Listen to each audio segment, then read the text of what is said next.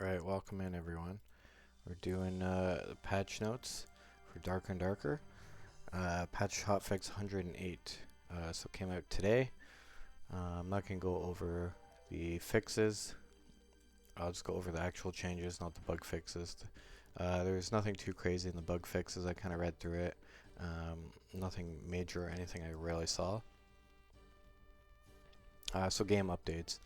Arena preseason will end today, and the regular arena season will begin February 20th. So that's fine. We'll see if anything changes with the arena, or if it's still all items allowed in, not self-found. Optimization improvements for the Fire Deep, that's huge, along with maps that have water, so that's good. Just improving the maps, making sure they're not laggy. Opening of the Goblin Merchant quest lines. Please note that improving your affinity with the Goblin Merchant means you will be more apt to recover your gear from normal and high roller modes. Improving your affinity with him will also reduce the costs when retrieving the items. As a reminder, the Goblin Merchant will only recover items that are uncommon grade or higher, and only armors, rings, pendants, cloaks, primary and secondary weapons, lanterns, and instruments. Other item types are not eligible for recovery. So this is huge. Before it was only a PvE recovery, but now you can get it on high roller and normal as well, as long as you have the quest done, which is huge. I always like having that in case you died at PvE or something dumb. So items brought into PvE dungeon, taken out of dungeon by someone who's not the original owner, will now be returned to the original owner. So that's good. Good change. Gets rid of the self-found. People drop that in PvE. Adjusted volume of character when taking damage. I don't know if they made it louder, quieter, but I like that they added that in so you can tell when your character takes damage. Updated the attack patterns for the fire classes. That's good too. It was kind of just simple. You could just rotate right on them, and it was kind of a joke. So hopefully they made that better. Interaction to the dwarven statues. New loot drop of monsters of the Fire Deep. So we'll see what that is. And then balance updates. So they increased the carrying capacity for all gold items, gold storage, the chest, coin bag, pouch, purse. Like, this is huge. This is a really good change, because before it was so annoying having to manage all the gold, and that was kind of like the end game, and you kept just buying more gold storage items. So hopefully it makes it a lot better. Updated the availability of the main weapons and armor sold by the merchants. Instead of selling poorer quality gear, merchants will start off by selling common grade main weapons and armors. Increases your affinity to the respective merchant will unlock higher grade gear up to epic grade items.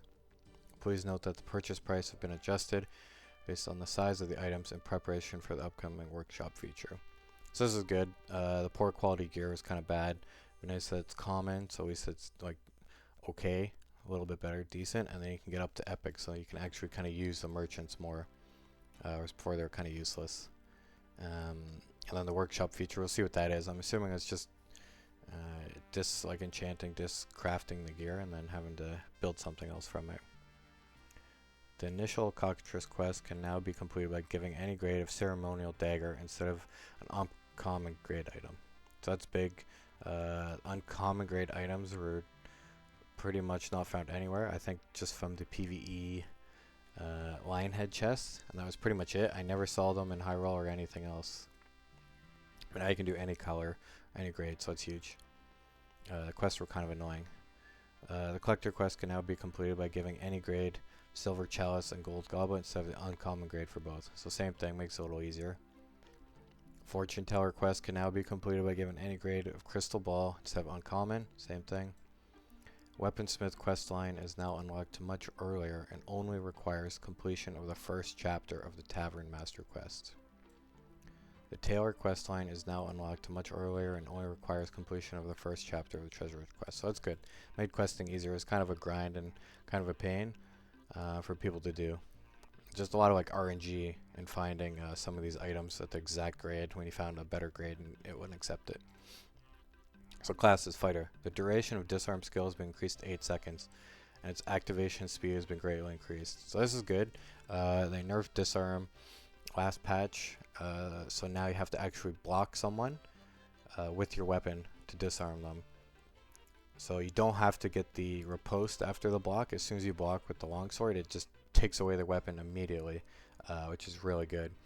And you have 8 seconds to do that. So you activate it, and then you have 8 seconds to get that block in, which is really good.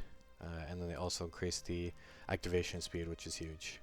But I think you can only get 1 parry and 1 disarm within that 8 seconds. So if I block, they hit me, then they get disarmed, they take out their weapon, they swing again within the 8 seconds. I don't think they can get disarmed again per skill activation. Let me know if that's true or not, but I think that'd be too good if you could disarm multiple times in a fight, because it's already basically winning the fight when you hit that disarm, because it puts their weapon away. They have to take it back out. It's like a 2-second disadvantage.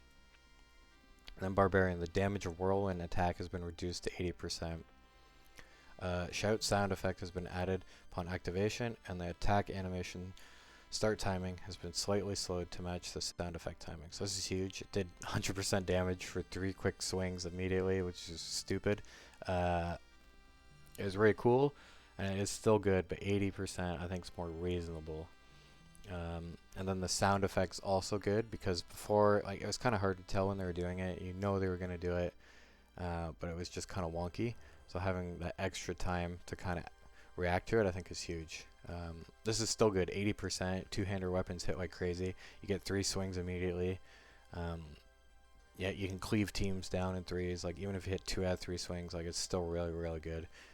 It shouldn't just, you know, kind of auto delete someone one ability and you just delete someone from 100 to 0. Now it's more reasonable, so that's a good change. Warlock, duration of Dark Offering has been increased 60 seconds. I think it was like 45 before. People didn't use it too much, but it is pretty good. So we'll see if people use it more. Sorcerer spell strat has been updated, so the movement speed increases by 30% when casting spells with both hands simultaneously. So I like the old one before. We always just had more move speed while casting. I think it was 15%, so it just felt a lot smoother. And I was casting anything. I was 30% when casting with both hands. So we'll see. It could be good. I'd have to test this. I'm not the biggest sorcerer player, so let me know. I think this is a nerf overall, though. Okay, items. Damage amount based on weapon part is now applied when performing Ripsite. Reduced the speed. Yeah, reduced the riposte speed of Zweihander, Double Axe, Battle Axe, Halberd, and Bardiche. So that's probably good. They were really strong, and it was actually very fast. And then the second attack has been added to Castilian Dagger. No one reuses it. The multiplier for daggers has been adjusted to 1.75. Post multiplier for Zweihander, Felling Axe, Double Axe, Battle Axe, Bardiche, and Halberd have been adjusted to 1.25. So that's a good change too. They already have a high baseline of damage, and getting that riposte and hitting someone, it would just delete them almost. They're trying to have it more or less one-hit kills and more of blocking and dodging and having the fights kind of drawn out a bit, so that makes a lot more sense.